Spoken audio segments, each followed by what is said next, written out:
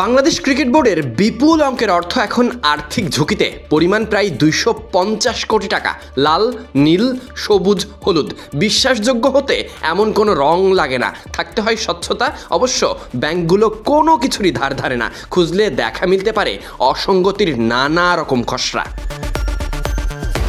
ঘটনার পুরোটা ঘটেছে বিসিবির অর্থ নিরাপদে রাখতে গিয়ে, অনেক ক্ষেত্রে অতিরিক্ত লভ্যাংশ পাবে বলে। শুরুটা ফারুক আহমেদের সভাপতিত্ব গ্রহণের পর থেকে দায়িত্ব পাওয়ার সঙ্গে সঙ্গেই গুরুত্বপূর্ণভাবে কারো কারো মতে একক সিদ্ধান্তে তাড়াহুড়ো করে টাকাগুলো বিভিন্ন ব্যাংকে রাখেন সাবেক ওই সভাপতি। এরপর থেকেই নানা রকম ভাবনা, টাকাগুলো ফিরে পাবেন কিনা সেই প্রশ্নই ছিল সবশেষটা। সবুজ, হলুদ তালিকাভুক্ত হওয়ায় সেগুলোকে ধরা হয়েছিল নিরাপদ জায়গা।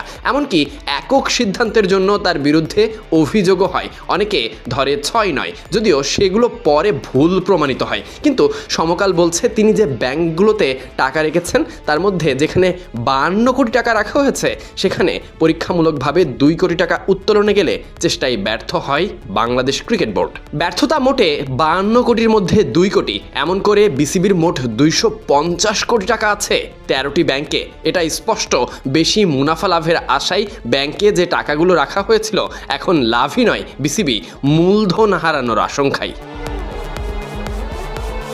গুঞ্জন উঠেছে আর্থিক চাপে থাকা ব্যাংকটির ক্ষেত্রে বাংলাদেশ ব্যাংকও বড় ধরনের নাকি লেনদেন সীমাবদ্ধতা দিয়েছে। ফলে বিসিবির বিপুল অর্থ ফেরত পাওয়া এবং দ্রুত স্থানান্তরের বিষয়টিও নাকি অনিশ্চিত হয়ে পড়েছে। যে অর্থ দেশের ক্রিকেট অবকাঠামো উন্নয়নে কাজে লাগবে, খেলোয়াড়দের প্রশিক্ষণ, আন্তর্জাতিক প্রতিযোগিতার প্রস্তুতি নেওয়ার পরিকল্পনার অংশ হবে, সেই অর্থ এখন আটকে গেছে ঝুঁকিতে। ফিরে পাবে কিনা সেই অনিশ্চয়তাও দিন দিন বৃদ্ধি পাচ্ছে। এমন ঘটনাগুলোই প্রমাণ করছে সবুজ হলুদ তালিকাভুক্ত কিংবা নিরাপদ ভাবা ব্যাংকগুলো শতভাগ ঝুঁকিমুক্ত নয়। আর্থিক সংকট যে কোনো সময় আঘাত হানতে পারে যে কোনো প্রতিষ্ঠান কিংবা প্রতিষ্ঠানের বাইরে। এদিকে বিসিবির টাকাগুলো ফেরত পেতে নিশ্চিতভাবে সর্বোত্তম চেষ্টা করবে। বোর্ডের পক্ষ থেকে ব্যাংক কর্তৃপক্ষ বাংলাদেশ ব্যাংকের সঙ্গেও যোগাযোগ চলছে, না হলে আইনাগত সমাধানের পথ খুঁজতে হবে। এছাড়া আপাতত সময়ে কোনো সমাধানই নেই ক্রিকেট বোর্ডের কাছে। Sadiq Ahmed Sunny, BD cric time.